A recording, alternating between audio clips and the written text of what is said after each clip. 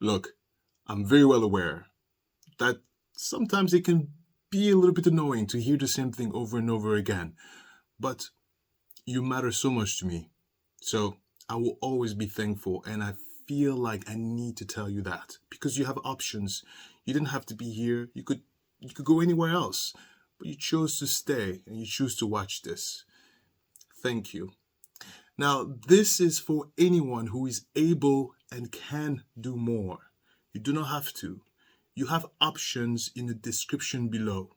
If for some reason you do not find the option that best suits you, then you can simply donate to the channel support page at Buy Me a Coffee, which is also in the description below. That being said, let's get started. So, part one, thanks to the awesome job of the prosecutor, we understood the nature and the synopsis, the abstract of this crazy crime that Chandler Halderson literally decapitated his parents with a handsaw and scissors. Oh yes. Oh yes. And furthermore, this lazy piece of poop scrubbed the entire household overnight. You look at the pictures of the crime, you wouldn't see a single drop of blood. Chandler Halderson worked the hardest he's ever worked in his life, cleaning up the murder of his parents. Now, second part, we looked at his body language. Today, I'm really curious to see what the hell is the defense going to say to defend that? Like, what are you going to say, lady? Because I'm not a defense lawyer, but if I was, look, if I was, I'd be like this. Chandler, so you did this? Okay. I don't know, man. Chandler, this is too hard. Like, I gotta go to the gym. I gotta, like, it's too hard. Don't make me think so hard. I would have quit. It's just too much work. So I'm curious to see what the hell she's gonna say. As always, I am Alistair Nzekio, and this is my point of view.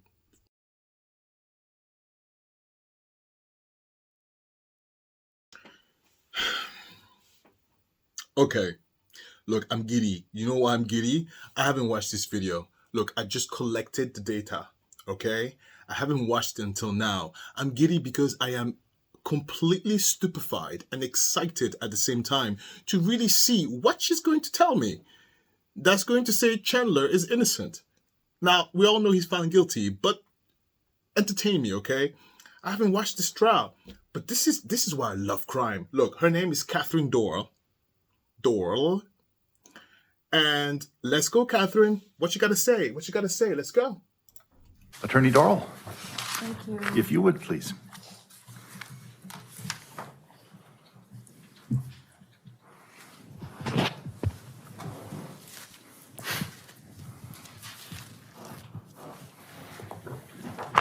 Oh.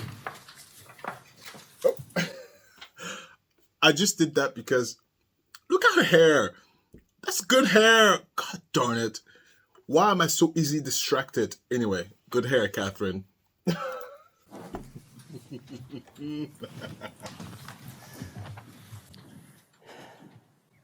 Chandler Halderson did not murder his parents. He is not guilty of those crimes. So I know I paused so early. There was one thing that immediately snuck up to me. She sighed before she started. She did a sigh, and then she said, Chandler Halderson did not murder his parents. Honey, let me tell you something right now, okay? There's no point of that sigh. It's almost that sigh was kind of like in her mind. She was like, oh God. I told you, right? If I was your attorney, I'd be like, Chandler, this is too hard. You're gonna pay me $5 million an hour. I can't do this for just $20. Yeah, she's probably like, she probably hasn't slept. She's probably spent all night looking at all the lawyer books to figure out how the hell I'm gonna get this man out of here. Yes, she's just sighed because she's exhausted, darling. She didn't sleep. She didn't sleep. But all jokes aside, that sigh before that sentence, to me, gives me a feeling that she doesn't even believe it. She believes in herself. She believes her client is absolutely guilty. Now, lawyer-client privileges, we might never know. I'm assuming if you're a criminal, it wouldn't be in your best interest to lie to a lawyer, right? Criminals, you want to tell your lawyer that, okay, look, lawyer, look, lady, yeah, I killed them. Yeah, I cut them up, and I cleaned the whole floor. Yeah. I mean, I would think that's what you would say. So Catherine is like, oh my God. Okay, Catherine, let's pretend to like him. Okay, look, I barely started. Okay, look, play. Chandler Halderson is 23 years old, young man. He likes to play video games, play with his dogs, hang out with his girlfriend, and he lived peacefully in his parents' home. He was just a normal kid. He is a normal kid. So what did happen? What happened to the Haldersons? What happened in that Halderson's home? Remember those questions. They won't be answered at the end of this trial.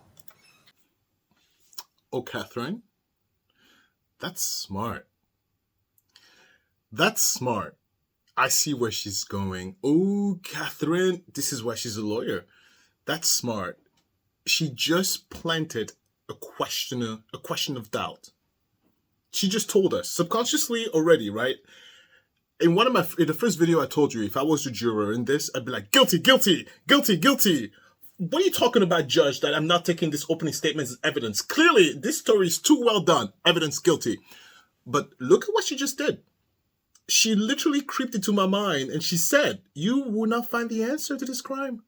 It sounds so innocent, but I have experience with that. But it's the beginning of a bigger, it's like she's knocking on the door of doubt. Ooh, Catherine, I think Catherine is good. Anyway, side note, look at Chandler. Unfazed. This is someone who cut up his parents, cut them up, cut off their head, put them in the fireplace, turn on the fire on high. Clean the bathroom, clean the kitchen.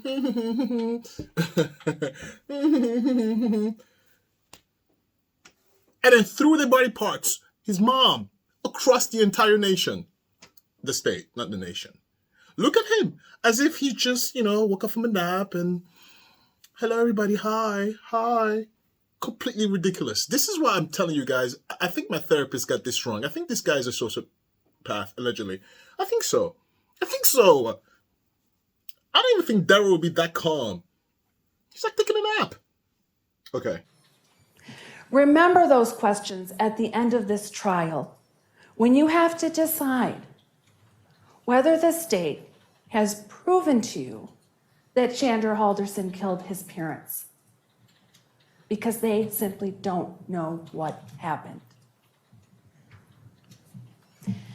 They just told you what they think happened. Oh, Catherine is good. Catherine is good. Look, she didn't say anything that was wrong. Like, even if you wanted to pull that good hair, you can't even be like, okay, yeah, all right, Catherine, you're right.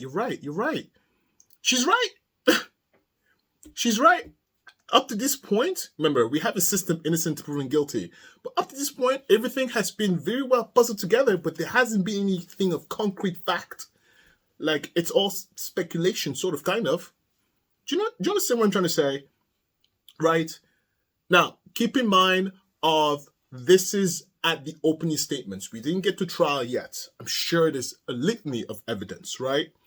But in Catherine, genius mind, she's trying to change our mindset. Remember, the jurors heard the opening statement first. And I told you, if I was a juror, I'd be like, I don't need to hear the trial. Guilty. But she is doing a good job at making me second guess myself. Because what she's saying is not unreasonable. Do you understand? She's not saying anything unreasonable. So therefore, like mentally, you're not automatically closing her off. And also keep in mind, look how she's talking to us. All like poise. Hi. I told you, man.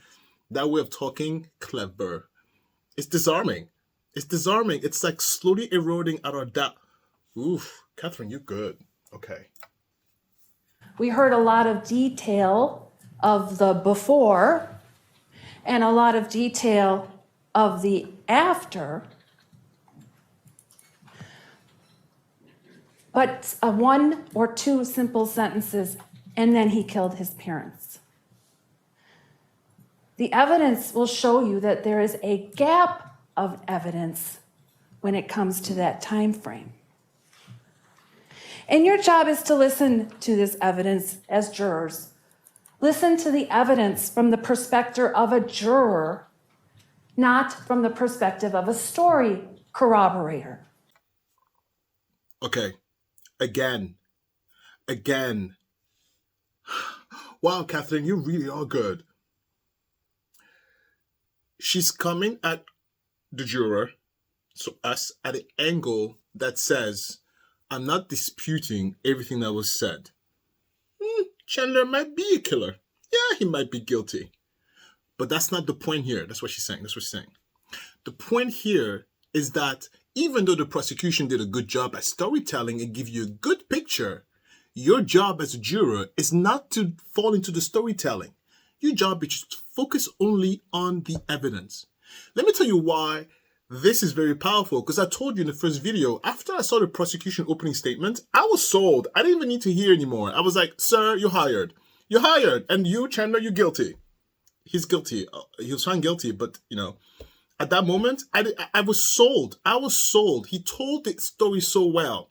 But she comes in like a little fissure, like a little tremor, just shaking, like tremoring, to just like shake us out of the, okay, look, I know you found Chandler guilty, but wait, clever, because she's not saying anything threatening, anything wrong.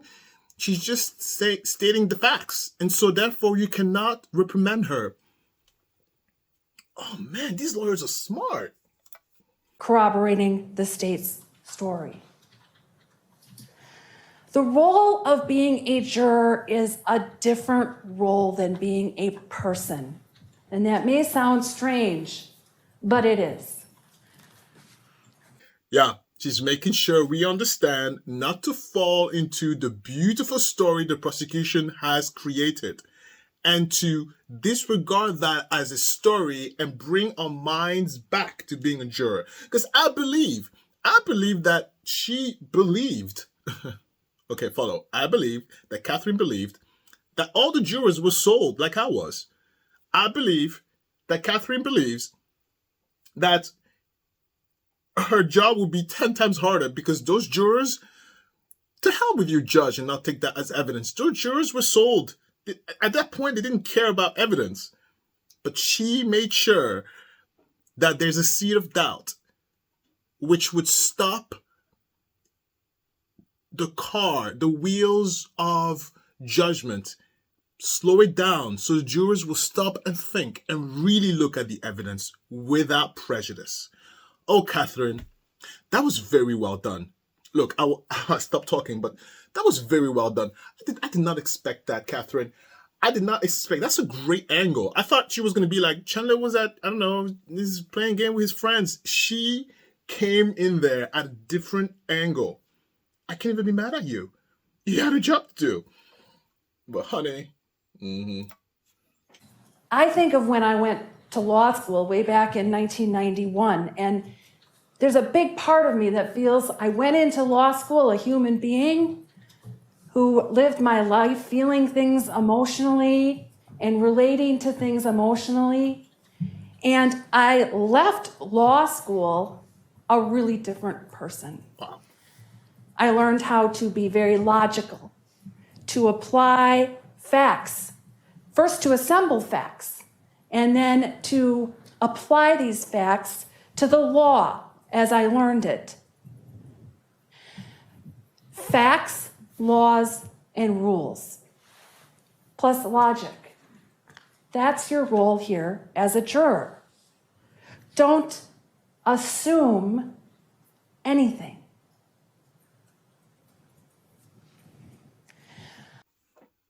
Very well done. Very well done. So, the jurors were up here. I'm done. I don't care what Chandler says or does, he's guilty. She comes in right from under. hey, hi, look, I know you think he's guilty, but wait, the prosecution is great, but you're not supposed to make a decision based on that statement. Do you remember what the judge said? Okay. And then, as we get a little bit less charge, she gives an example of what she meant. She used the example of her being a lawyer, going to law school, and being like, look, I went to law school thinking one thing, and I realized it's a completely different thing when I got out. Essentially, she's giving an example to the jurors. Look, you might be sitting here as a juror, like acting like an individual, but no, you have to think as a juror, not as me looking at this. Clever, because look, I can tell you right now, if I was in that trial and let's say that was the day of the opening statement, we know, of course, he was found guilty. But if I was a juror in that trial, that would make me second guess not what the prosecution has said, but it would make me second guess my conclusion of what I have heard. It would have opened my mind to, all right, let's look at the evidence. It would have opened my mind to the trial, because before I saw this opening statement of the defense, I was done. I'm like, do we need a trial? This is guilty. We don't need a trial. I was like, guilty. Where's the hammer? Guilty, guilty. But she did a good job at stopping me from like, okay, no, don't think like that. Maybe he's not. She did a good job at that. Assumption is the mother of all mistakes. The story that you just heard assumes that Chandler Halderson killed his parents. You cannot assume anything. Okay, she's right. It's the opening statement. Again, he was found guilty. But at that moment, it was the opening statement. If I was a juror, I'd be like, yeah, girl, you're right. She's right. Assumption carries weight. Assumptions is 80% of the time wrong. She's right. Oh, good job, Catherine. You deserve every penny. I just said penny because I'm assuming that was a public defender, right? Because Chandler doesn't have the money to pay for a defense lawyer. I'm assuming, right? Right? Where's he get the money from? His parents are dead. Oh, inheritance? No, it's a murder. It's a murder. So the insurance didn't give a single penny out. Yeah, Chandler's broke. So this must be a public defender. Right? 1 + 1 = 2, right? What did I just say? Wow. Okay. Let's just play it. Your job is to presume that Chandler Halderson is innocent, because he today is under the benefit of the presumption of innocence. An assumption is reaching a conclusion without knowing all the information. A presumption is a principle that we all must follow. We must presume him innocent, and we must keep that presumption unless and until the state proves every element of every charge beyond a reasonable doubt. Genius. She didn't say anything out of line at all. She's right. Keep in mind, her job is, look, I bet you she's taking it this day by day. She was like, okay, today's the opening statement. Let's deal with that. Tomorrow we'll deal with that. Because listen, those jurors heard these two statements that same day. They heard the opening statement of prosecution. I told you, I was sold. Mr. George, you're hired. Brian, I think that's his name. Prosecution, you're hired. And then Catherine comes in and she makes sure that we don't leave today with a assumption, that we leave today with a presumption. Very good. Very well done. Chandler, you were lucky to get this one. Oof. That's not easy. It's not easy in a high-profile case. It's not easy in a case where we all know we're going to see evidence that is disturbing. But you must find a way like I did in law school, to put your emotions, put your feelings aside, and use the logical part of who you are. Be a juror. Assemble the facts, know the law, and apply the logic without letting your feelings or emotions get in the way. And for each of you, you might have a different way of doing that. But I'm asking you here today to dig deep and find out how that will work for you, so that you can presume my client innocent. Now, I'm not going to have a fancy PowerPoint here, and I'm probably not even going to talk very much longer. Yeah, because there's nothing to say. Let me tell you something. Like, the fact that she came up with that opening statement, genius, because I wouldn't even have thought of that. I'd be like, Chandler, what do we do? Team, what do we do? What do we do? Good job, Catherine. Good job. Good job. And Chandler, is he sleeping?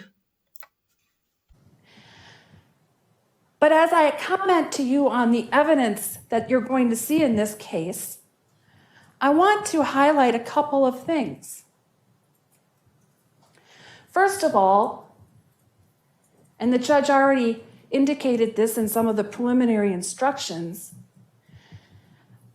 lack of evidence is evidence just as much as any evidence that is presented to you in the courtroom. Look for what's missing. Look for alternate explanations. Because the second thing I want to tell you is that evidence of one thing is not necessarily evidence of another thing. That's very important, by the way. And I'll tell you why. It's because, sometimes crimes can be so outrageous that it's not believable, And depending on who the juror is and the juror's overall history as a person, they might not even believe this. They might think this is completely far-fetched. If you remember with Darrell Brooks, right, when some people actually jumped on the bandwagon that he was racially misappropriated. It has everything to do with that person's background and how they look at the trial. And if you look at someone who's very I don't know how to explain this to you, but I guarantee it, if when this trial was hot, some people were like, he's just a white boy that just, I don't know how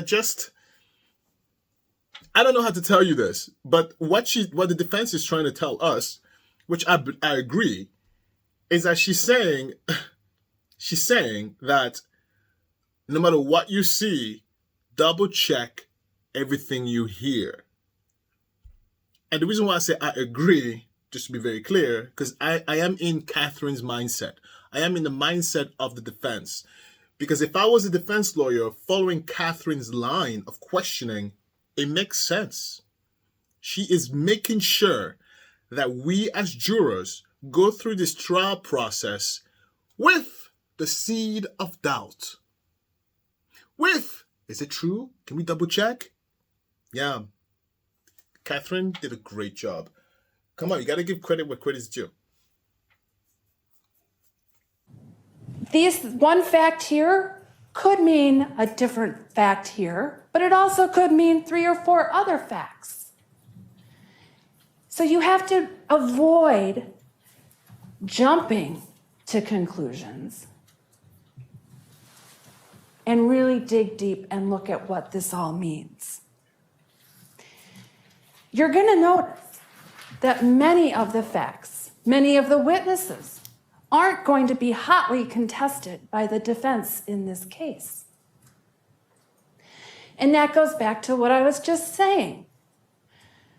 12, 18, 100 reasonable people can look at a certain situation and form a different conclusion And when you're talking about a system where you need to be convinced beyond a reasonable doubt, you better make very sure that you're excluding all of the other things that these facts could mean.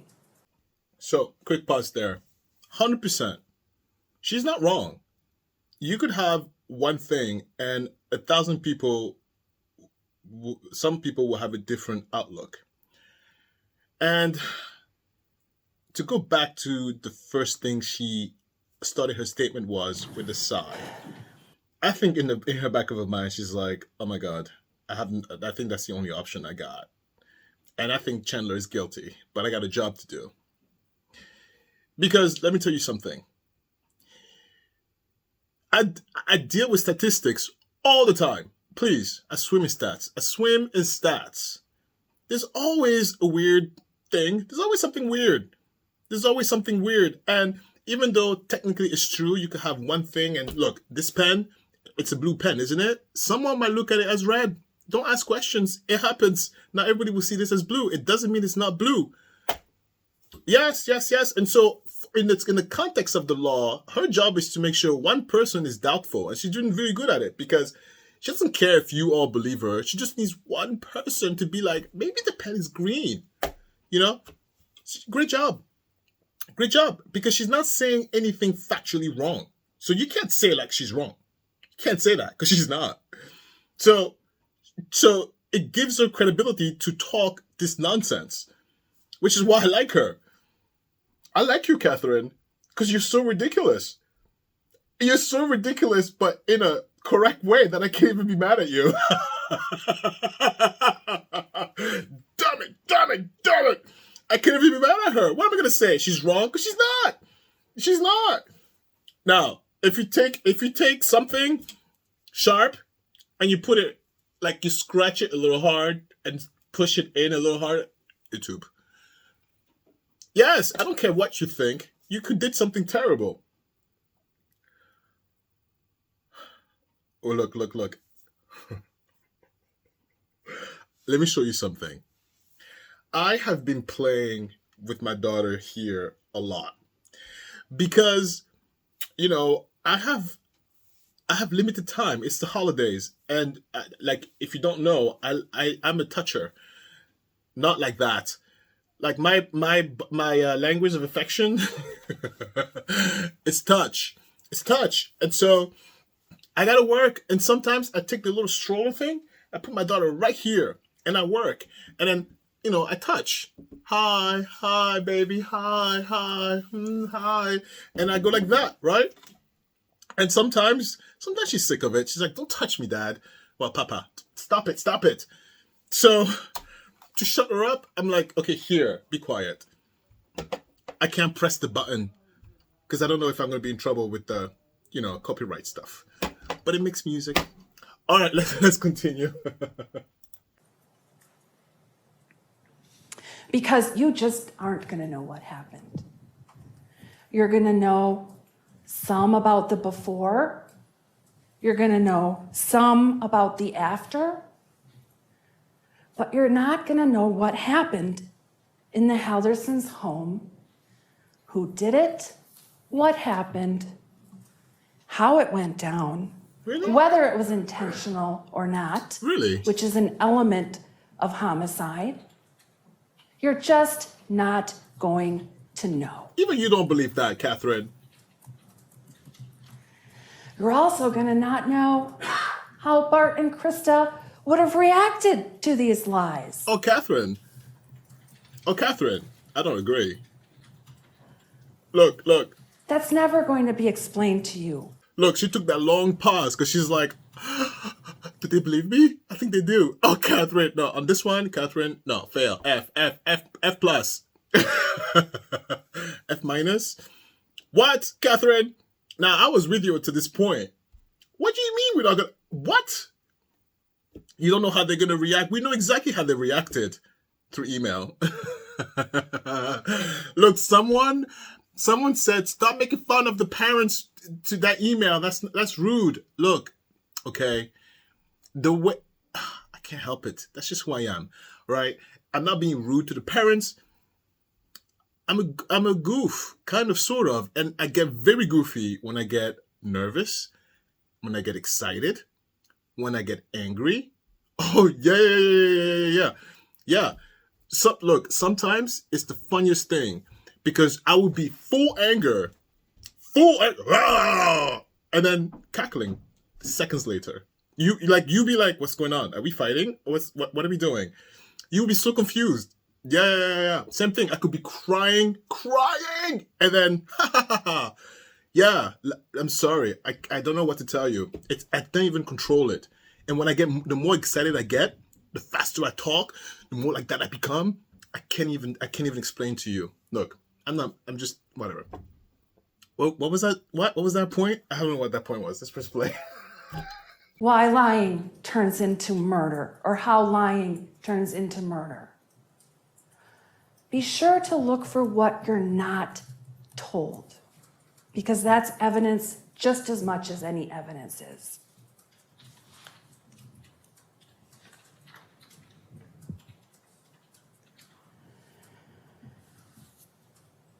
I'm going to ask you to resist some things in this case as jurors.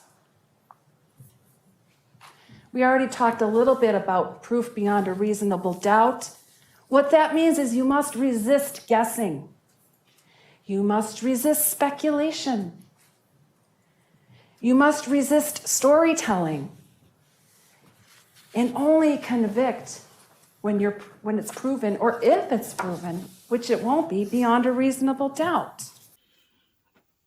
Okay. I think Catherine has run out of steam. She doesn't know what else to say. So you can even tell she's so stressed. She's breathing heavy. I think she's sweaty a little bit. Yeah, because beyond the statement of don't believe everything you hear yet, there's not much you can say in regards to this murderer's actions. Yeah, Catherine's run out of steam. She ran out of ideas because I don't agree on that one also. What? Don't fill in the blank? No, I'm going to fill in the blank. If I see you and the GUN, and then you point in the GUN to, I don't know, Stephen. And then I blink 2 times. 1, 2. And after the third blink, Stephen's on the floor, and I hear a loud bang, but I didn't actually see it happen. I'm filling in the blank. What are you talking about, Catherine? What are you talking about? Like, this is where she's kind of like, she doesn't know what to say. She doesn't know what to say. She doesn't know what to say. Oh my God. She's like, what do I do? What do I do? What do I do? None of this would have happened if he just got in the job. Damn it. If he just got in the job, Chandler, if he just got in the job, I don't know, $5 an hour. Just get out the house. Look, volunteer. People think volunteering is poop. Volunteer is not garbage. Volunteer, let's say, I'll tell you a story about volunteering at the end of this video. Volunteer is the next best thing to unemployed you can get. Yes, and I'll tell you why. Oh, let's continue. I'm going to ask you to resist losing your objectivity. Objectivity may be hard for people in this case because of the graphic nature of what you've just been told or what you're going to see. But you need to resist losing that objectivity. Commit to being jurors, dispassionate, logical. I love what the camera just turned away from Catherine. Even the camera is like, Catherine, what are you talking about? Catherine, what are you talking about? Well, Catherine, you're annoying. What are you talking about? Catherine, why objectivity difficult? What? No. You might have a hard time being objective. Really? Okay. Do you hear her? Do you hear the queen screaming? Let me tell you about something about Olympia, my daughter. Oh, honey, Olympia is the queen. I call her the queen because, look, you say no to her, she'll scream. Oh, I cannot wait for the day when I can be like, N-O. I cannot wait. It's going to be payback. Papa, can I go to the store? N-O. Papa, can I have ice cream? N-O. Oh, it's like, children? What? And then all this to be murdered by your kids? I wish you would. What? Absolutely not. It's nuts. Don't be swayed by fear. And I ask you to resist any pressure you might feel to convict Mr. Halderson of murder in this case. It's a little unorthodox, but I'm going to tell you, at the end of this case, Attorney Vera and I may stand before you here and say, you know what? They did convict him of this, but what evidence do you have of murder? What? Look, I'm not as smart as a lawyer, okay? But I went to school. What the hell was that, Catherine? What? You were convicted of cutting your parents up, but not convicted of murder? What? You were convicted of... I don't understand how you can separate any conviction to a murder guilt. Catherine,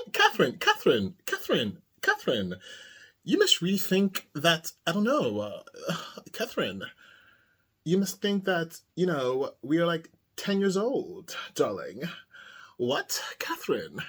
What was that, Catherine? You might find it surprising that even I would say that he's maybe convicted of using the scissors to cut up his mother, but not convicted of murder.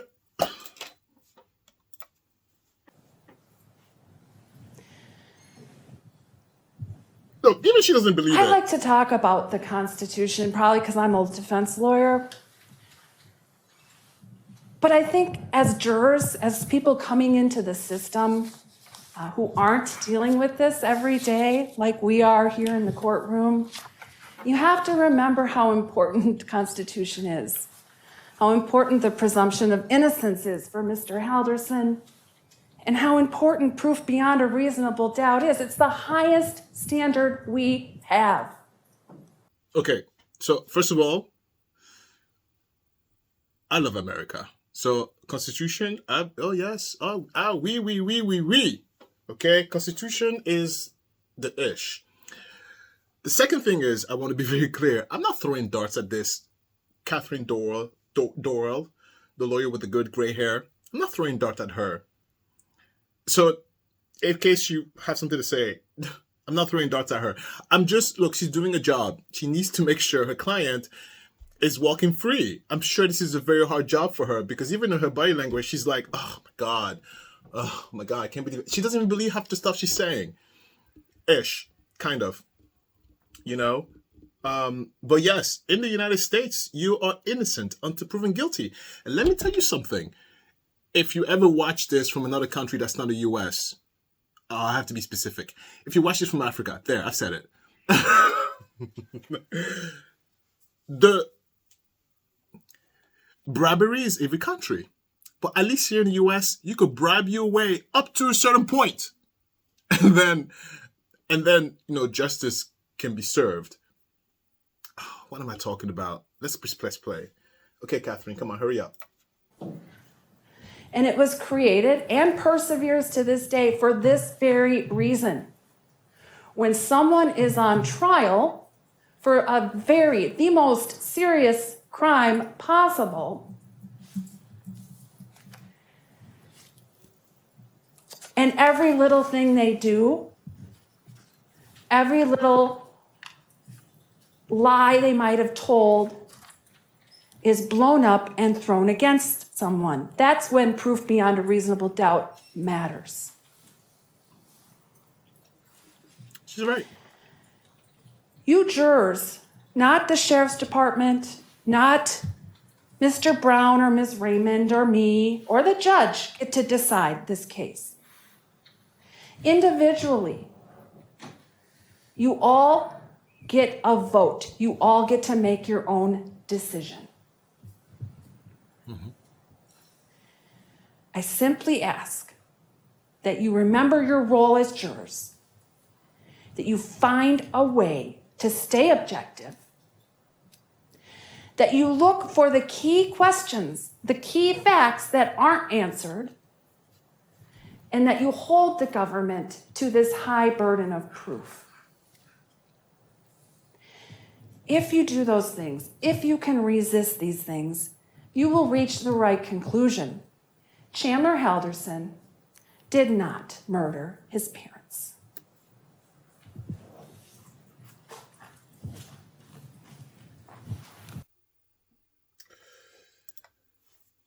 Okay. So, overall, let me give you something. Very well done. The defense did a very good job at making sure the jurors did not take the initial thought of a perfect prosecution opening statement and run with it. The defense made sure that any juror who fell in love with the prosecutor lawyer and his story, yeah, that's me. I fell in love with everything that prosecution said. The defense lawyer made sure that we didn't take our infatuation for that story and ran to a conclusion. That was her goal.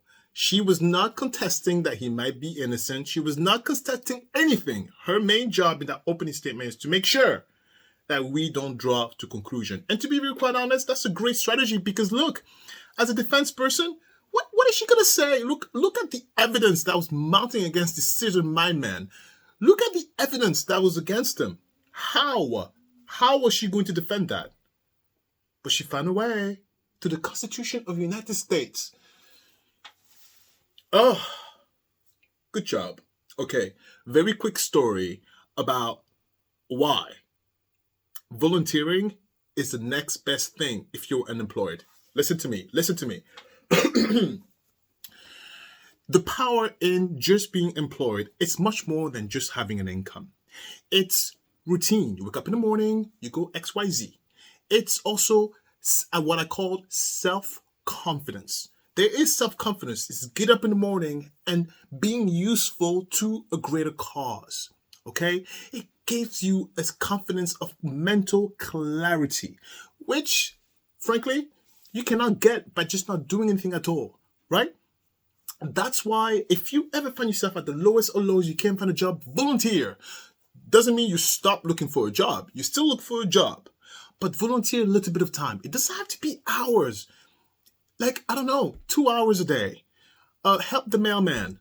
Volunteer. Go somewhere and give your energy for free because it would clear up your mind and make you feel purposeful. And you know what else it can do for you? It can make the person who is allowing you to volunteer give you a job. They might be like, wow, I didn't realize I really needed an extra pair of hands. You know what? You hired. Oh, thank you, sir. Oh, it's okay. Start. Do you know what I mean? That's why. Okay, let's move on to the next segment. So I want to spend a little bit of time on this other victim, another victim of Chandler.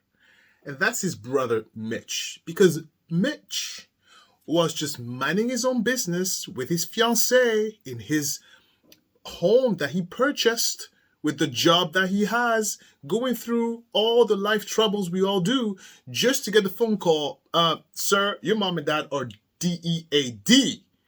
Okay? But what? What do you mean? By who?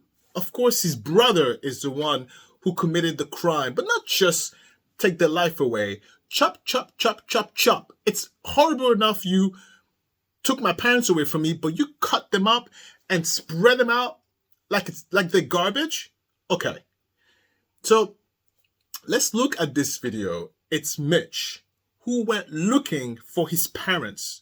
Do you understand? This is their son, and then are you friend? I'm fiance. Fiance, okay. Yep. Apparently he was just on the phone with Dane County, and they got called back. This is my first time at this property. I haven't seen anything. One thing that he mentioned that I think would be a good idea is, have you walked around or anything yet? Yeah, I did a walk around. Okay. Do you have a key or access? We were hoping so, but no. No? Okay. We found a set of keys we were hoping were the right ones, but it doesn't look like it. Gotcha.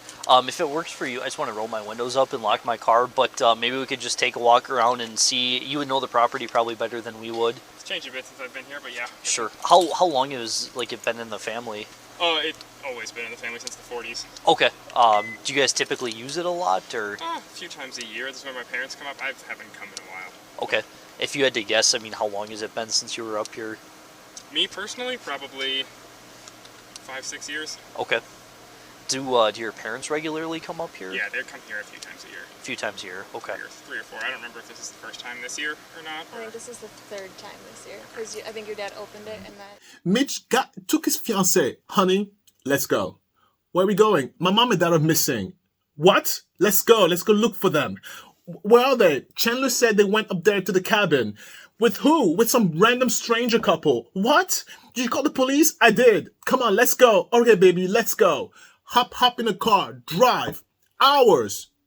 Can you imagine the conversation in the car between his wife, his fiancée, and him? Can you imagine the level of tears that guy must have gone through? Can you imagine the level of pain this boy had went through? He is a victim. Oh yes, he's a victim because he arrives at his parents' cabin hoping to see his mom and dad, okay?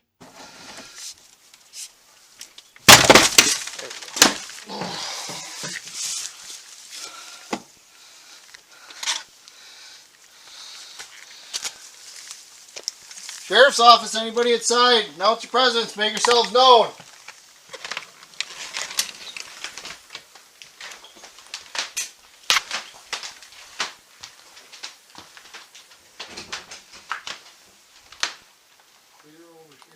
Okay. Got closed door straight, closed door right. Open kitchen area, left of the stairs. Well, I suppose I'll hold the stairs and over here. Okay. You want to clear the kitchen. Sheriff's office, anybody inside? Announce your presence, make yourself known.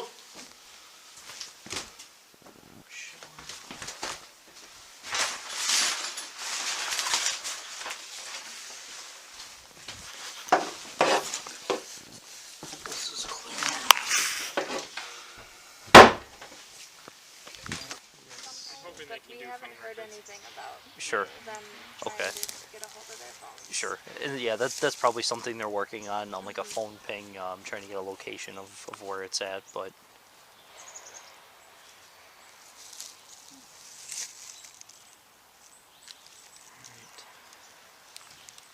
And then, do you know, does the family own property across the road too? I thought I had heard or saw that somewhere that, I think so. I think they own a bit of it. okay. Mom owns a bit across the street. Just wooded though? Is it? Yeah, there's nothing out there. Okay. Well, look, there was no one inside. The place, of course, as you might guess, they were not there. Look, it's not a secret. It's not a surprise. I just really wanted you to see the effort Mitch has put in to look for his parents. And in Mitch's mind, I believe that he believed that his mom and dad were still alive. I believe that he trusted his brother's story that they were up there in the cabin and he went there to look for them. And I believe that when they realized that there was no one in the cabin was closed shut, I believe that's when he was like, oh my God, something happened to my mom and dad. And so I think it's important that we acknowledge the fact that Mitch is also a victim. Yes, Chandler, not only did you hurt your parents, you also hurt your brother.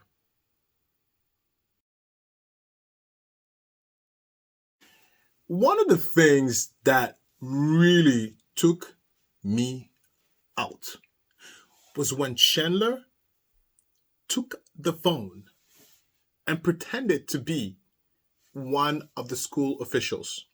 Right? He was talking to his father as a school official, talking to his dad, as if the father would not be like, is that my son? Look, ballsy, by the way, but look, this is Bart, the father of Chandler, who was like, I'm sick and tired of being the turnaround by this school. I'm going to call the school myself and I'm going to deal with them personally. Like any parent would. You would do that. I would certainly would do that. My parents would do that, right? If you pay to go to college, and you're not getting your transcripts, oh honey, I'm showing up there in the flesh. Give me my transcripts. I pay for it. You know how expensive school is? So Bart is doing everything a normal parent would have done. A parent who cares about their kid. Because there's some parents out there who don't give a damn. Parents who care about their kid will get to the bottom of this story and they will not let it go. So Bart called. And he's like, I'm sick of this runaround. Let's listen to this call. Hi. I'm trying to get an appointment scheduled to meet with somebody to mainly just get a copy of the transcript and also a printed copy of a certificate that was earned and other degree verification. Okay. How do I get that done? Okay, for the degree, you have to download the duplicate diploma form and send it in with a check or money or $4 for the diploma to be mailed back to you. For the transcript, you have to go online and request it. Yeah, I tried requesting online and we never got them. And I've spent don't know how many times doing that at $8 a piece, so I'm not willing to do that again. Why is not letting you request your transcript? I mean, look, to any student criminals out there, why would you make a lie like that? This is so easily verifiable. Call the school, here's the first name, here's the last name, here's the social, where is he? Like, sometimes I ask myself, sometimes the criminals, they absolutely have absolutely no shame or are just such tards. You think Bart couldn't figure that out? Chandler, did you really think that was not easy to figure that out? I don't even need to be your parent. I could just look, all I need is your birthday, first and last name, and your last four of your social. Ta-da! That's it. I know everything about you, right? Unbelievable. What is it? It's not my system, it's your system, so don't ask me questions like that. Okay. By the way, the father is pissed. That's why he's talking with Sass. Because they've been looking for these transcripts for such a long time. So he's calling, he's tired of it. He wants to get to the bottom of it. He doesn't want to get a runaround. So he's talking with Sass. And the poor guy over the phone, he's like, what? I just started. Who is this? It's not my fault you can't find your own transcripts. Mm-hmm. I need to establish the problem first before I can know how to walk you through to get it. Are you by your computer? So I can walk you through on how to get it?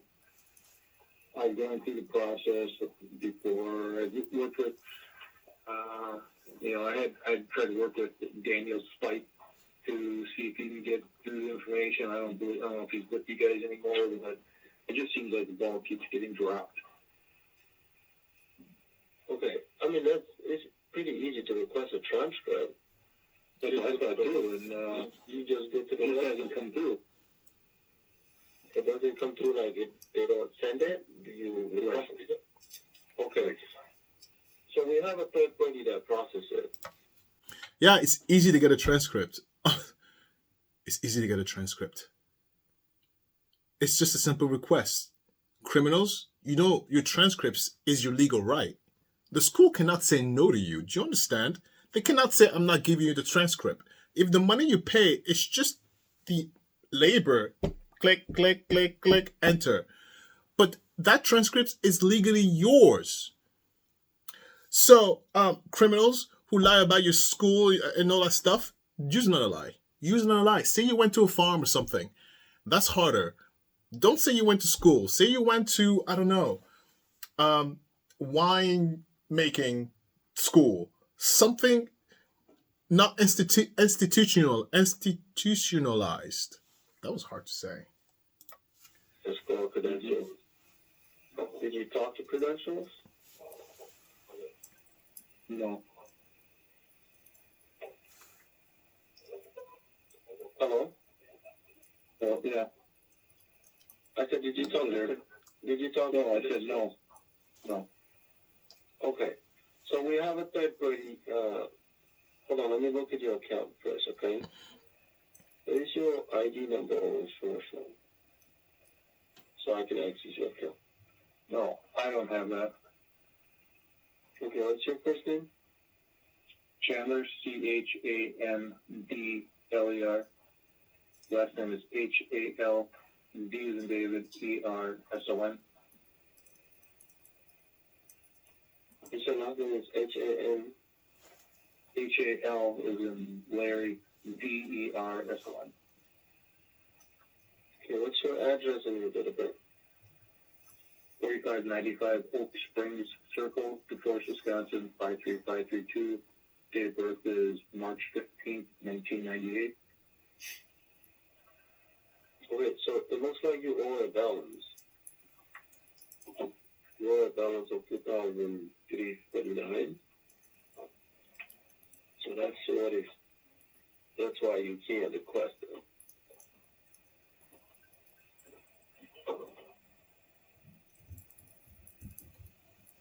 Hello? Yeah. Can I schedule a time to actually come in there and pay all that and resolve everything at one time?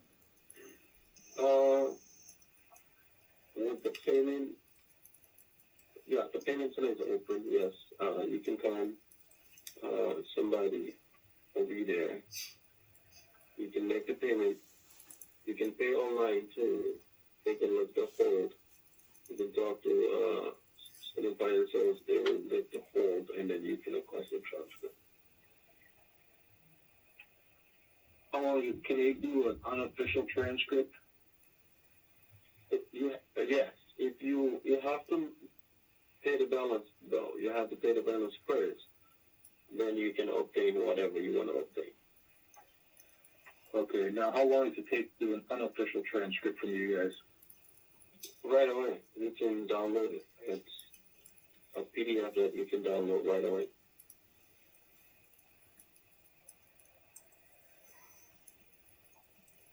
Is there a person there, an office I can go to and have them do it? Sure, someone can walk you through. They can show you how to obtain it. The same as, if you call, we can walk you through to download your unofficial transcript. But like I said, the balance have to be taken care of first. Yes. So he probably had an outstanding bill. Okay, fine. You know what I like about Bart?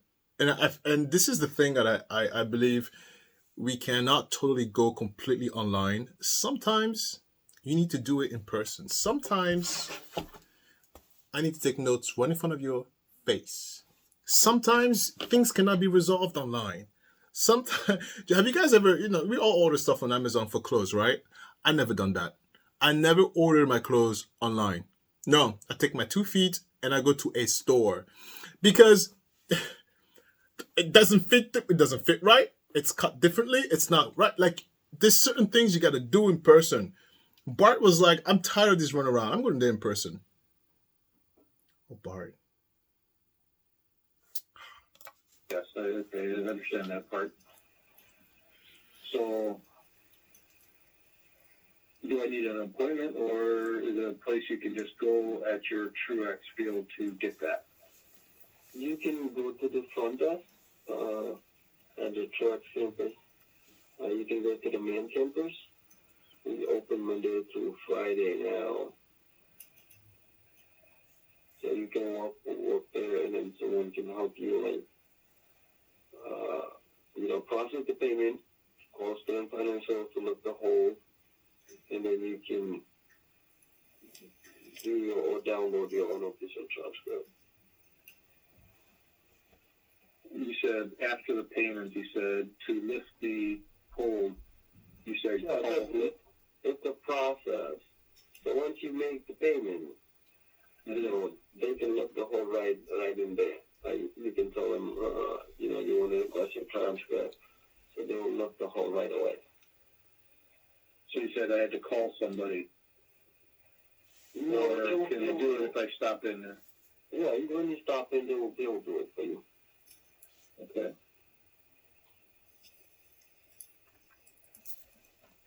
Now, Now you understand why when the father gathered all the information, he scheduled an appointment to go with his son, with Chandler. And ultimately, that appointment is what cost him his life. Because the father was going to the bottom of this. And we hear it. We hear it. Sir, you could pay the balance and you get what you want. And the father was like, I'm going to get what I want. And I'm not doing it online. I want to do it in person. I want to get to the bottom of this. And so he made the appointment. He took off work, scheduled it with his son Chandler, and he arrived home, and Chandler killed him. Cut him up in pieces. Cut him up.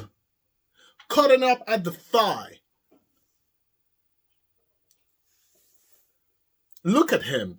Look at this nincompoop sitting around there listening to the voice of his father. Can you imagine the last moments when he, shot his dad? I just hope it was instantaneous death. But even if it wasn't, Chandler, what? Can you imagine? I can't imagine. Can I? Hi, Dad. No, I can't imagine. I can't imagine. I'll tell you a funny sub. It's not a secret. A funny sub story. So I told you, right? I have a champagne bottle waiting for when my father passes away. Please hurry up. And yes, it's a very expensive champagne. And all my siblings, we have one because we don't live in the same state. So when we get the news that he's dead, we're celebrating. Please. Hi, Dad. I know you watch. I cannot wait till you're DIE. So so we were joking around, me and the kids, and we were like, can you imagine if something happens to him like unnatural? They're gonna think we did it. And I said, because we talk about it so much, all of our friends know this, all of our spouses know this, everybody knows there's a champagne bottle waiting. Everybody knows. And I'm like, yeah, you're right. If something unnatural happens to Dad, they're gonna think we did it. Are you uncomfortable with me saying that? Do you feel weird? Look, I'm not a criminal. I told you, I'm not a criminal. But my father, just in case you're new here, you don't know, my father tried to kill my mom while I was on the phone. He strangled her until she almost passed out. And then he said, verbatim, I'm going to kill you and I'm going to kill myself. And then for some reason, he let go of her neck. And she had 10 marks on her neck. That's my dad. In case you're like, oh my God, Alistair, you're such a horrible person. No, my father does not deserve to be alive. I've said it. Get out of here. Let's press play. now, if you've earned a certificate, say in that solar program, You said where did that get requested to? If you earned a certificate? yeah, I don't see that you earned a certificate. There were no, you were taking, oh, okay. you were taking IT classes, right? I don't see that you were in the program. But prior to the IT, there was a solar program too. So Chandler told his father, oh, I am a genius, darling, okay? I am not only in the IT program, I'm in the solar program. I'm going to develop I don't know. I'm going to create the most powerful thing ever in the universe because I'm Chandler Halderson and I'm so smart. So the dad is like, okay, son, okay, you're smart, okay. So now I'm looking for the transcript, son. Where's the solar class? Where's the IT class? Chandler, I don't see your name anywhere. Liar. Yeah, but I don't see that you are Chandler Anderson. Doesn't exist. And your date of birth is March 15? 98. 98. What a kid. No, there was an old account that got changed to this new one, so would it be under the old account that didn't get or did all that get transferred over? If so, if they match the accounts, what was your? Do you have your old account info? Like, it used to be Halderson C at Madison College. And normally, if they match it, they'll bring everything together. Hold on 1 second. Okay. So the name that was on that account. What was the name of that one on that account? Chandler! Well, it's the same name, Chandler Halderson, or you see, it's Halderson C at Madison College.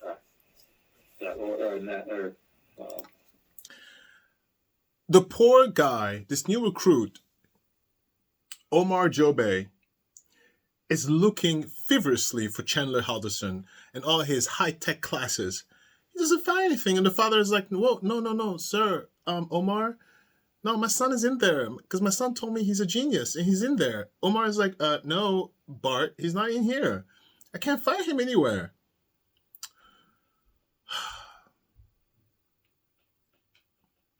It's one of those things that, you know, when you get that information, and when you get the affirmation that what you initially, because, you know, his father went in there with a gut feeling. If something doesn't make sense, it probably doesn't make sense. And you know that feeling that your gut feeling gets affirmed? Oh, it's like a pit in your stomach. Can you imagine what his dad must have felt? His dad must have felt very poopy. Like, not good. Deceived. Hurt. Angry. All of those emotions at once. His dad was being a dad.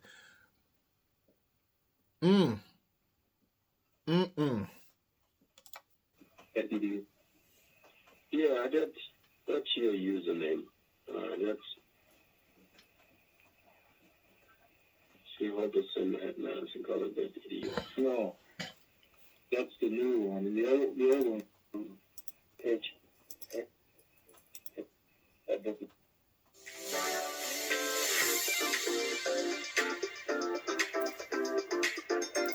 Duplicate. oh, The solar class, physics, trigonometry. right? No, those are just class. So I don't see that you were admitted in any program. Yeah, but I don't see that you were often in. How far back does that account go that you look at? Like, when was the first process?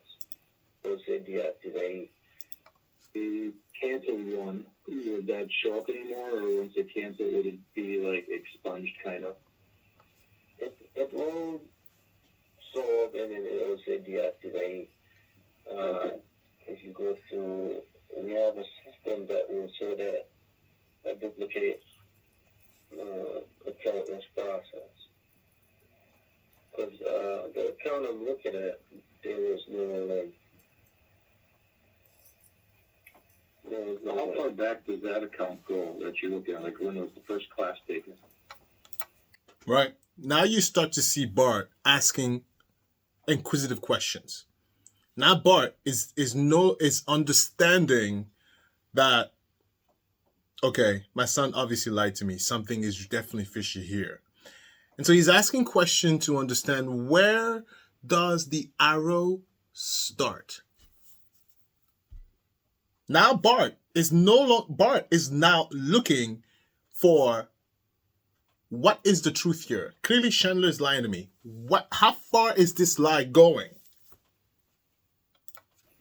Okay, I can. Spring of 2018.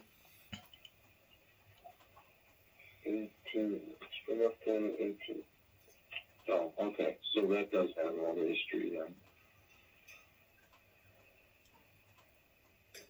Yeah, but I don't see that you were admitted. I'm having a hard time hearing you.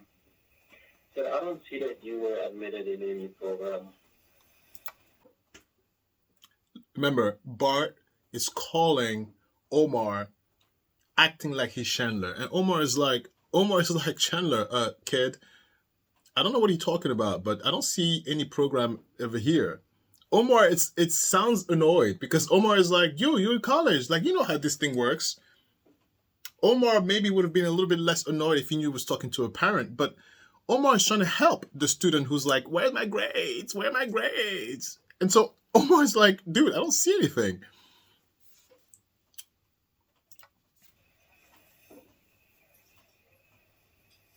You said the IT degree is in there, right? No, those are just classes. Like you took general education classes and then the IT classes. You might have just took the classes but not be in the program. So Bart is asking, why don't you see any classes? Omar is like, no, there's nothing. If there was something, it was definitely not that program. Oh. You have the solar, you took the solar class, physics, trigonometry,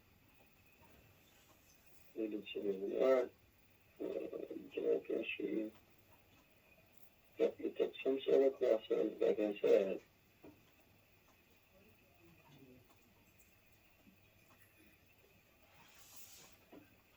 Yep, you took solar classes, but you were not in it. You took solo classes, but you were not in the program. Listen to me very carefully, okay? One thing you need to be a successful gaslighter, to be a good con artist, you need crumbs of facts. Because when the victim starts to get them brain cells together and start seeking the truth, once they start looking at the truth, they will see crumbs of facts. And so for a lot of the times, that's enough for the victim to say, oh, okay, he's right. All right. It stops them from looking further. The reason why Bart is still looking and searching, because look, he did take solo classes, but just not the program. He did take IT classes, but just not that program. So if Bart was just casually double checking stuff, he would stop there. His son would be correct. But the circumstances here made it so Bart is really looking hard because he wants those transcripts. He does not understand why things are not adding up. And as he's looking, there are crumbs of facts. And what Chandler has been doing, and what a lot of narcissist people and a lot of con artists, they would take crumbs of facts, spin a story around it. And by the time you funnel through all the gunk, you will come in face to face with a fact, but hiding behind it is the lie. And so for a lot of people, because it's a lot of effort, look how much effort Bart has to do just to get, oh yeah, you went to a solo program, but you took solo classes, but not the program. Right? Look how much work that father has to go, like take time off work, you got to take brain cells for it. It's too much work. This is how gaslighting works. They take crumbs of facts, sprinkle it, and then it's a maze. You have to look for it. So exhausting, you just give up. Bart had no chance. Bart had no chance. Bart had no chance. Okay. Did the internship from the spring show up in there? Entrance from the spring of what year after that? Oh, this year, 2021. Yeah, you do spring. No. Does normally show up in there? Yes, if the internship is part of the curriculum, yes. You see that? The internship is part of the curriculum. Chandler just never attended it. A little bit of facts with a whole bunch of lie. Right?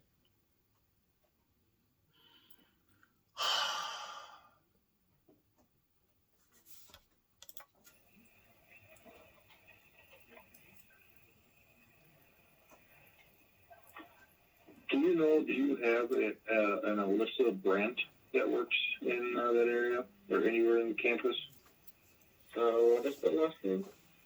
B-R-A-N, I think it's T or D-T. You said the full name is Alyssa. Alyssa? Yeah, A-L-Y-S-S-A. No. All the banks, they know Alyssa. With all the last name that I bet.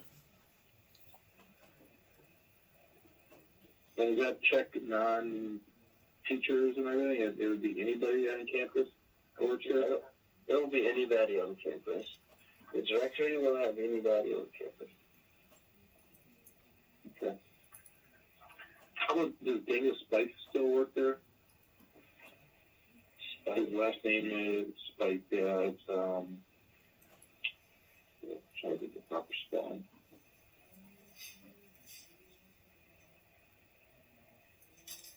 No, S-P-E-I-T-H. He said S-P-E-I-T-H. S-P-E-I-T-H. No, it's not so no.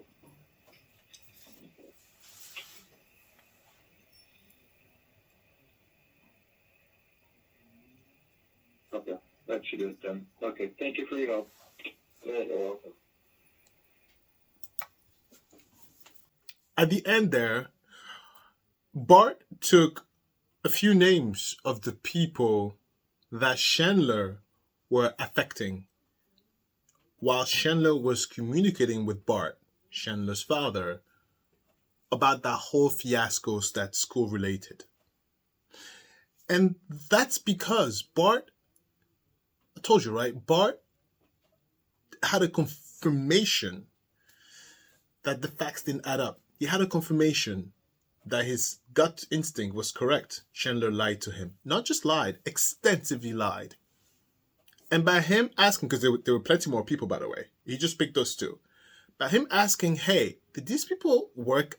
Did these people that I spoke with work at your school? And Omar said no. He asked the second person. Omar said no. And that's all the proof Bart needed. I don't need to go any further. Right? Chandler didn't count on his parents actually going the extra mile to look at his best interest. Chandler didn't count on that. Chandler, I don't know why he didn't count on that. His parents were loving. His parents were caring. His parents wanted him to do good. Chandler, what the hell did you think was going to happen? They're just going to sit at home and be like, okay, darling. Okay, Krista, the mom. You know, a son Chandler just hanging out in his room, doing nothing. Oh, Bart, I know. Okay. No, they're parents. They want to see you wiggle and move. Come on, move. Shake it. Go out there and move. Do something. Move. They're your parents. Yeah. You're not going to sit here and sleep all day, are you? Oh, okay. They're your parents. They want the best for you. They know what life is like, Chandler. They know life is hard, and you get nothing by sleeping all day. What do you expect to get for sleep all day? First of all, who's going to pay for that? Oh, mom and dad? Really? They're not eternal. Mom and dad die one day. They're not eternal. They would be doing a terrible job if they have not taught their son to at least be self-sufficient. That's the only job you have as a parent. Make sure your kid is self-sufficient. They don't have to be rich. They don't have to be successful. Oh, no. That's not a parent's job. A parent's job is to make sure your child is self-sufficient and a good member of society. Everything else is extra. because it's too many variables. You can't control that. Yeah, but you can make sure that they can at least be self-sufficient and not be a criminal. Do the best you can. And even that's not guaranteed. You know how hard that is? So when you sit there and you see Bart and Krista trying their darnest to make sure their son is at least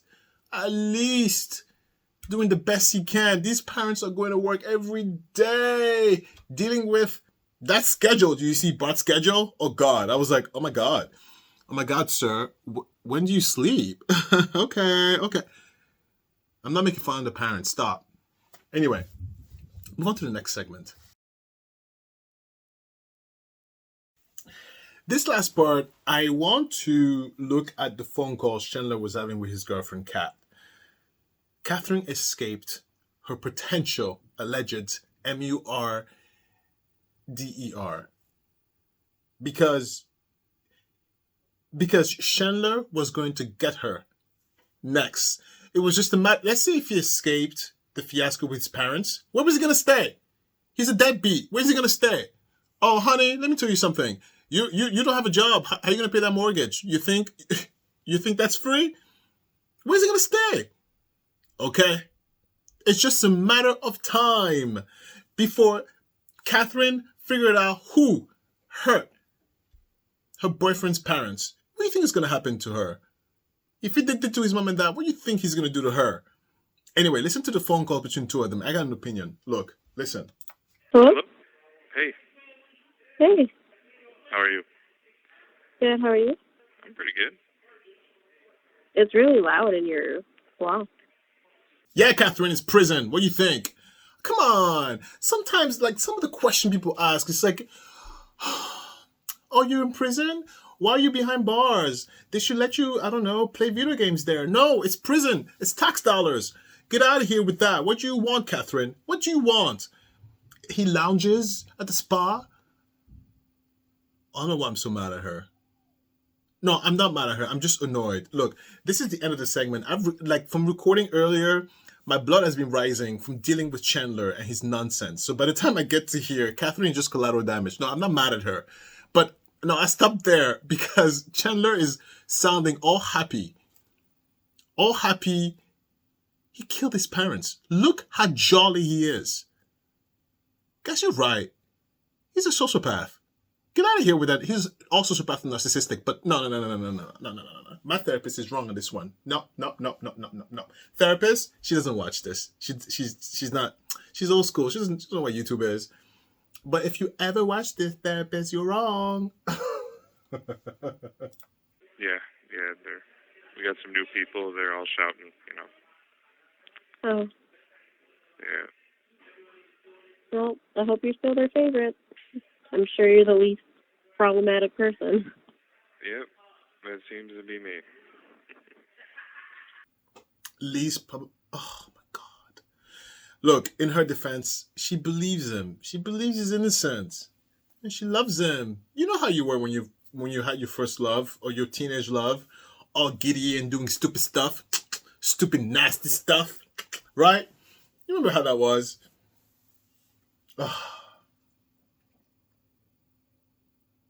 Chandler is a problem here, acting all happy and lollygagging. My good boy. I think I'm just boring. I don't think you're boring. I just don't think you want to do anything bad. Oh, I suppose. Yeah. It's kind of quiet. So, what? What is that? I saw in my snap memories was 2 years ago today when we made our first snowman together, the one with the pumpkin head. Oh, cool. That wasn't too big, was it? It was pretty big. Like, at least up to my torso. Something just clicked into my head. The reason why he's so happy and jolly is because Catherine is his emotional crutch. He's in a situation where he knows he did the murder and he knows he's got caught. And he's not feeling good about it. And he is, everywhere he looks, there is no dopamine fix. His brother's not calling him. People hate him. So he wants to feel good. And Catherine's the only one who loves him. Only one who's blinded by her love. And so he essentially is making it about himself. Because he doesn't like this woman like that. He doesn't. If he did, at least he wouldn't have done that. He doesn't. Or if he did, he wouldn't use her as an emotional crutch. Because she believes he's innocent. And he's taking that naivete and he's running with it. Because it's all about how he wants to feel good. He wants to giggle and laugh. He wants to have a glimpse of normalcy. And he's doing it through Catherine. That's why he's so jolly and happy. It's his moment to somewhat be normal. That's why. It just clicked in my head. It's pure narcissism again. It's all about him. But this time, it's emotional. It's through the phone. So it's not as obvious. It's very subtle. He's abusing her. Because it's for real for her. He's abusing her. She doesn't even know it. Because she's for real. He's not. Hey, look. Look. Here's my final thought into all this. You know, I will always keep saying to myself, I cannot believe I missed this trial. I don't know where I was. Probably working, because I work a lot. Probably working or solving a problem. Yeah. I can't believe I missed it. I cannot believe I missed it because this is so juicy good. And I missed it. Look, Chandler is completely, unbelievably dangerous. Dangerous. It takes a special type of brain chemistry to kill your parents and chop. And not only after you chop, you put it in a car and you spread them out throughout the entire state. Not just anywhere, but you spread it out to your friend's backyard. Oh, yeah. And then you drive all the way home. You FaceTime with your girlfriend. What's up, baby? In the shower. Kids, really? What's up, baby? Yeah. And then, you clean up all the blood. Nurses and people who are not nurses, to clean up blood where you don't see with your visual eyes, it is an unbelievable amount of work. Because when you cut up a human body, especially at the meat, like the thigh, you have all these arteries that goes there. Blood splatters. It's not a trickle. It splatters. Not like it splatters. There are 6 liters of blood in the human body. I don't have anything to affect this. It's as if you take a bucket of blood and you just spread it on the wall. How do you clean that? To me, how do you clean that? In 24 hours, this man, and not only did he clean it up spot clean to where your eyeballs can't see it, you can't even smell anything. I was like, Chandler worked like he never worked before. And through all that, he had time to hang out with his girlfriend. He had time to do all this stuff. It takes a special kind of brain chemistry to do that. I think Daryl Brooks would be lazy. I'd be like, what? What am I doing next? Clean up. I gotta clean up the blood off the wall. It's unbelievable. I don't know what to say. Like, he is so dangerous.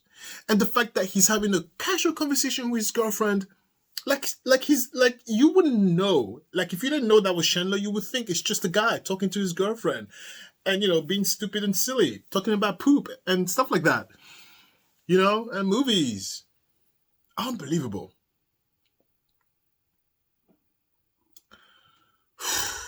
Let me tell you a story.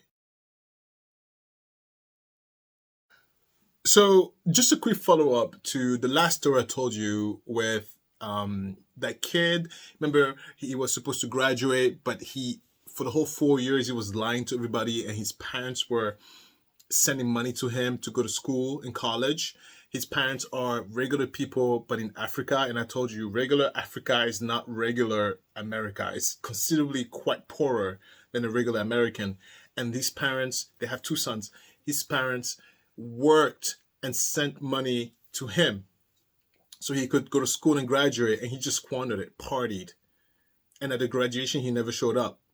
And his mom and dad went there to figure it out. So I called my mom and I asked her, like, whatever happened to that guy? Let me tell you what happened. So, look, he was on an F1 visa. That's a student visa. And because he never really graduated, and there was no more money to fund his situation, he had to go back home to Africa, back home to Cameroon. So he went back home to Cameroon. He has no degree. He was the shame of the village over there, according to my mom.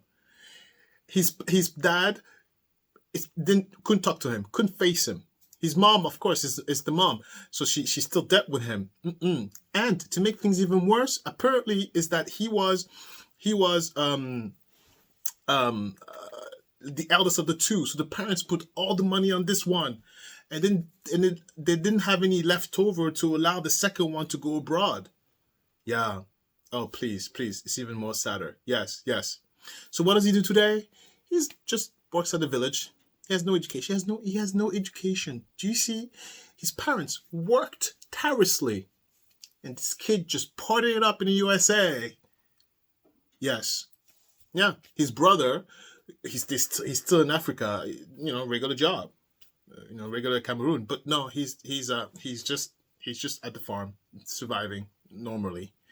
But my mom was told me, like, it's a feeling of complete failure for the parents because they worked really hard. They don't have the income. They went above and beyond to give their son an escape route to America. No, he failed. Okay, let me tell you now the story for today. It's going to be very quick. Actually, you have to settle for that little update. I cannot tell you the story. I am out of time. I've actually been out of time 20 minutes ago. And it's the holidays. The party, the day starts already here in my household. And I have a huge family. I mean, my in-laws, there's so many of them. There's a lot more of them than of me, of my family.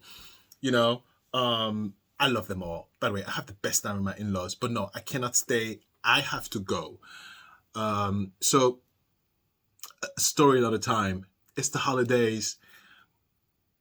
Okay, I give myself just 2 minutes. 2 to 5 minutes. I'll talk really fast. What are you doing for the holidays? Anything interesting? What do you want for Christmas? What do you wish to get? What's your New Year resolution stuff? That's the wrong thing. But what's your hope for New Year's?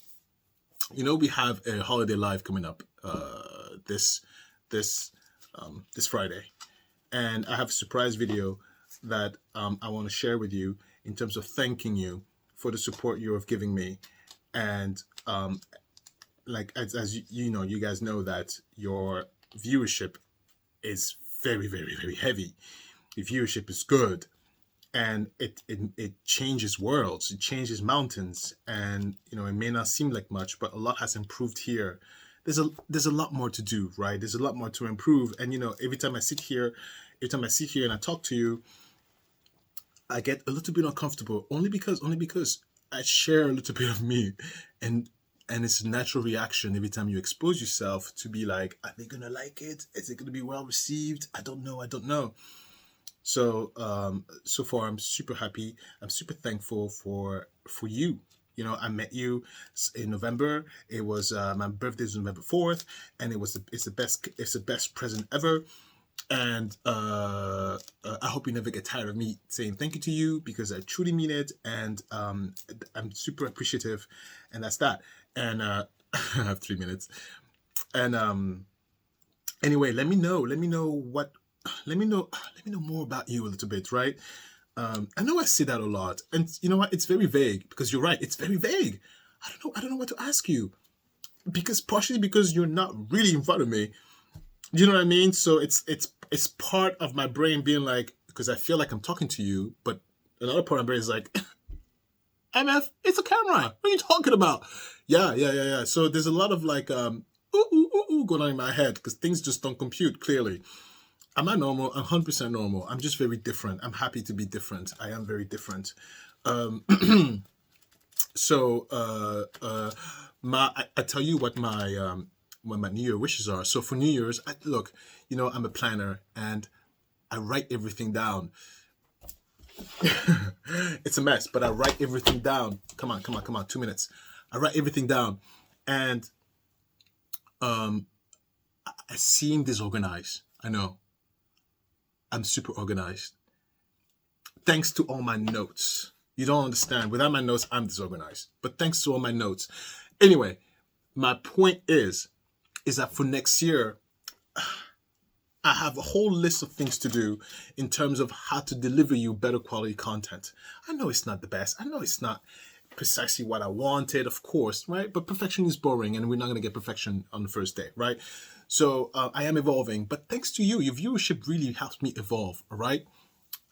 So it's teamwork here. And what else did I want to say? Oh, right, my New Year resolution.